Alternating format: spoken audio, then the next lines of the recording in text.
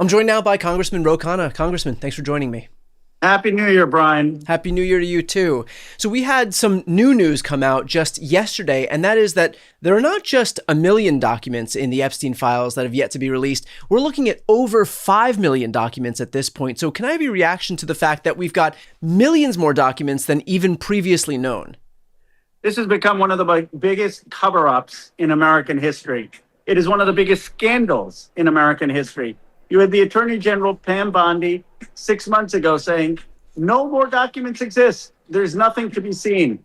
And now Massey and my Epstein Transparency Act suddenly has revealed that there are 5 million documents.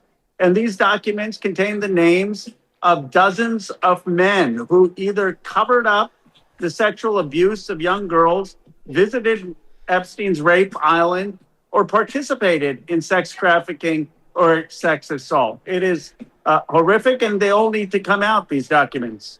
Well, to that end, we have news thanks to the New York Times and a story about Marjorie Taylor Greene where she confessed that during a conversation between her and Trump said that the reason that he wasn't supportive of this effort was because he didn't want his friends to get hurt. That was a quote from Marjorie Taylor Greene. So your reaction to the notion that Donald Trump is actually actively engaged in this cover-up because he has friends that he's trying to protect?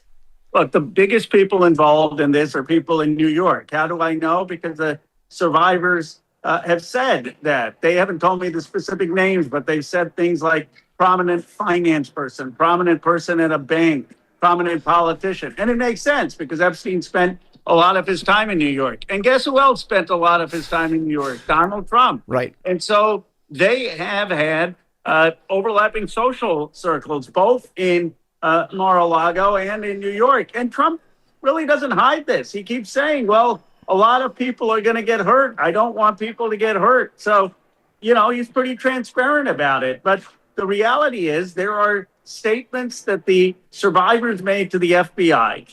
And in those statements, they name other rich and powerful men who raped them or who visited Epstein's rape island. Those statements need to come out. It's not the quantity of documents, Brian. It is the nature of those documents. My problem isn't the timing. My problem isn't as much that they haven't released everything. My problem is they're not releasing the stuff that matters, that has the names of the powerful men who committed these heinous crimes. There is this notion, thanks to that Marjorie Taylor Greene quote, for example, that he's looking out for other people, but it doesn't really strike me as his character to put himself at risk for others. I mean, this is somebody who will be perfectly content to discard somebody the moment they lose their usefulness. We've seen that play out with Michael Cohen, George Papadopoulos, Gordon Sondland, Kayleigh McEnany, Ronna McDaniel, Rance Priebus, Mike Pence, Lauren Boebert, Marjorie Taylor Greene. This guy will happily discard somebody. Yeah. So